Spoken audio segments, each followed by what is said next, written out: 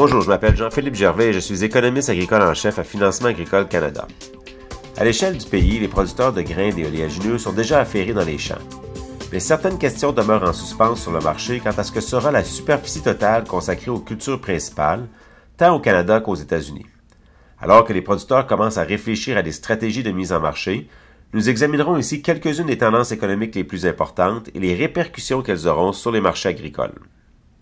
Le premier rapport important publié pour la prochaine année de récolte contenait les prévisions agricoles à long terme du département de l'agriculture des États-Unis, ou communément désigné par le USDA. Publié à la mi-février, ce rapport prédisait les conditions de l'offre et de la demande sur 10 ans, notamment en ce qui concerne les attentes en matière d'ensemencement, la production et les prix.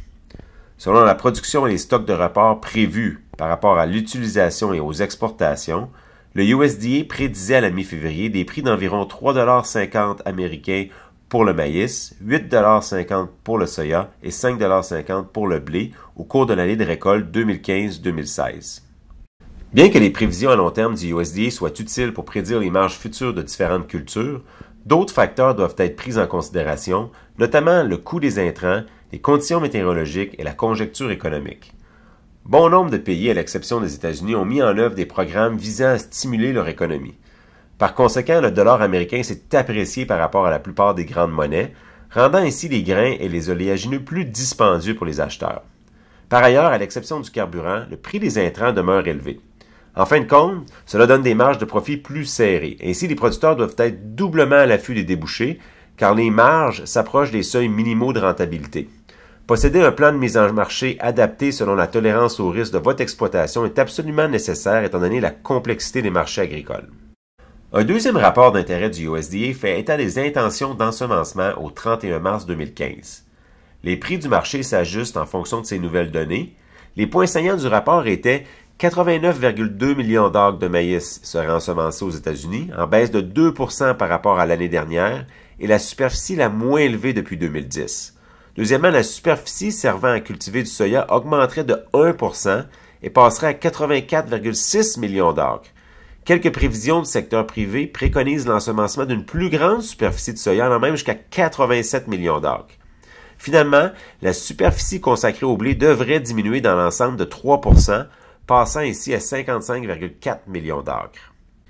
La plupart des rapports importants sur le marché proviennent des États-Unis, et ces tendances sont extrêmement importantes pour l'agriculture canadienne pour deux principales raisons. En premier lieu, les États-Unis comptent parmi les plus grands producteurs de grains et d'oléagineux du monde. Deuxièmement, la majorité des marchés agricoles se trouvent aux États-Unis. Par conséquent, les marchés américains influencent l'ensemble des marchés agricoles mondiaux. Alors, qu'est-ce que cela signifie pour l'industrie agricole canadienne? Les diminutions du dollar canadien se sont révélées avantageuses récemment pour la compétitivité générale des prix des produits agricoles canadiens. Cependant, le prix des intrants ont également augmenté. On prévoit encore une fois une production de grains et d'oléagineux extrêmement forte aux États-Unis en 2015-2016 et les marchés devraient donc continuer de s'attendre à des pressions à la baisse sur les prix en raison de l'offre. Bien que les États-Unis jouent un rôle important, il faut également parler du Canada. Des problèmes de production touchant de nombreuses régions du monde, dont le Canada, ont entraîné une hausse des prix des légumineuses, du blé dur, du lin et des cultures qui ne sont pas traditionnellement dominées par la production américaine. Depuis le début de la saison agricole, le taux de précipitation à l'échelle du pays se situe dans la moyenne ou est inférieur à la moyenne. Dans l'ensemble, les conditions d'humidité semblent favorables à l'ensemencement. Cependant, certaines régions auront besoin de précipitations sans trop tarder. Par conséquent, nous nous attendons à des augmentations considérables de la superficie ensemencée au Canada en 2015 qui sera consacrée aux légumineuses, blé dur et aux cultures qui ne sont pas dominées par la production américaine. Contrairement aux tendances sur le marché américain, Agriculture et agroalimentaire Canada prédit que les superficies de maïs augmenteront de 6 %, alors que les superficies de soya et canola diminueront de 3 % et 5 % respectivement.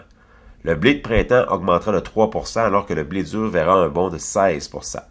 Dans l'ensemble, le secteur canadien des grains et des oléagineux demeure vigoureux, comme l'illustrent les plus récentes prévisions de recettes monétaires d'Agriculture et agroalimentaire Canada.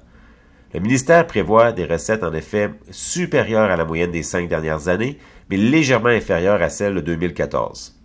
À mesure que progressera l'année 2015, l'équipe de l'économie agroalimentaire d'FAC continuera de surveiller de près certaines tendances qui peuvent être très révélatrices de la santé globale du secteur canadien des grandes cultures, c'est-à-dire premièrement la taille de la récolte de maïs et de soya en 2015 des producteurs américains et la capacité des États-Unis d'absorber ou d'exporter cette nouvelle production. Deuxièmement, la valeur des devises canadiennes et américaines et ses répercussions sur les recettes en grande culture. Les variations des devises ont le potentiel d'avoir un impact déterminant sur les prix et la profitabilité. Et finalement, l'évolution de la base sur le marché des grains et oléagineux qui a contribué à une réduction de la rentabilité pour de nombreux producteurs en 2013 et 2014. Une stratégie de mise en marché qui prend en considération tous les risques est donc primordiale.